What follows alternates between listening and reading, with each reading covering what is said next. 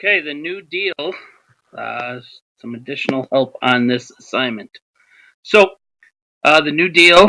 Let's go through the PowerPoint first.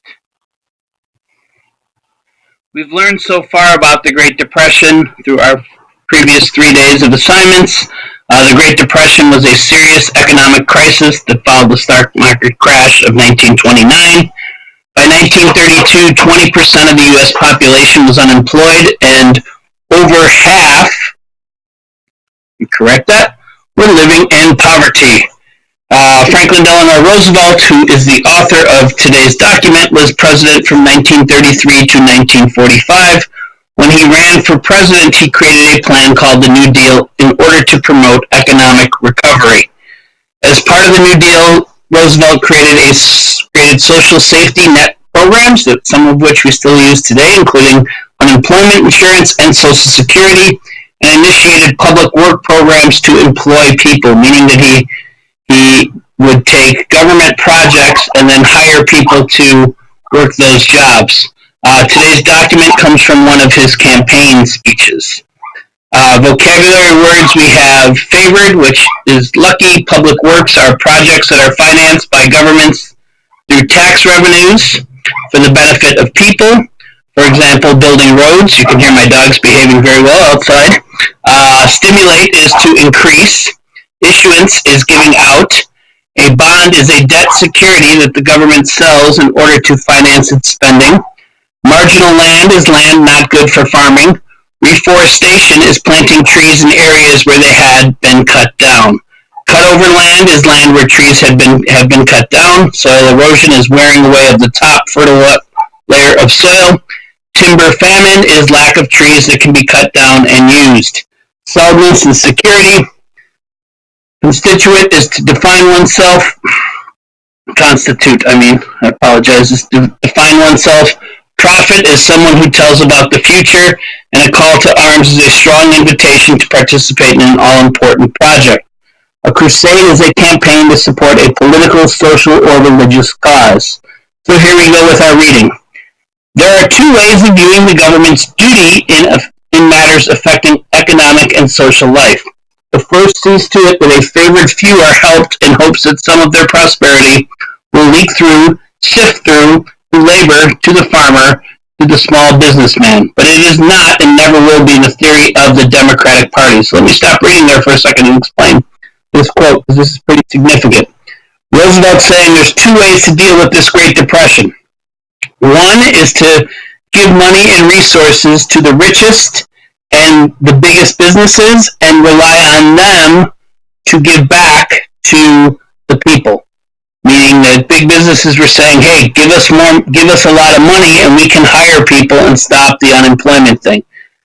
Roosevelt is arguing this is not how the Democratic Party works. We want to give to those most in need, mainly because we don't trust big business and the richest people to do what's in best interest of the rest of the country. And Roosevelt's main argument in this whole speech is going to be that government can help the people most in need, not rich individuals, not big business. All right, continuing with the reading now. Now that it is inevitable that the main issue of this campaign should revolve about the clear fact of our economic condition, a depression so deep that it is without precedent in modern history. For 3 long years, I've been going up and down the country preaching that government, federal and state and local, costs too much. I shall not stop that preaching. As an immediate program of action, we must abolish useless offices. We must eliminate unnecessary functions of government. We must merge. We must consolidate subdivisions of government and, like the private citizen, give up luxuries which we can no longer afford. I have favored the use of certain types of public works as a further emergency means of stimulating employment and the issuance of bonds to pay for such public works. But I have pointed out that no economic end is served if we merely build without building for a necessary purpose. What Roosevelt is seeing here is breaking from the reading here, what does our country need right now? For example, roads or bridges. And he's saying instead of giving that money to a private company, have the government pay for it and have the government hire individuals to work on that job to make sure that we're doing stuff that's going to help the future of America, but also put people out of work immediately to work. All right, so he does a lot of projects like this.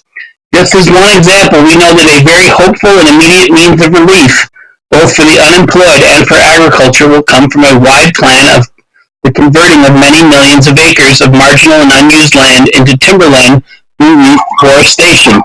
There are tens of millions of acres east of the Mississippi River alone in abandoned farms, in cut-over land, now growing up in worthless brush. We face a future of soil erosion and timber famine. It is clear that economic foresight and immediate employment march hand in hand in the call for the reforestation of these vast areas. In so doing, employment can be given to a million men. That is the kind of public work that is self-sustaining. My program, of which I can only touch on these points, is based upon this simple moral principle.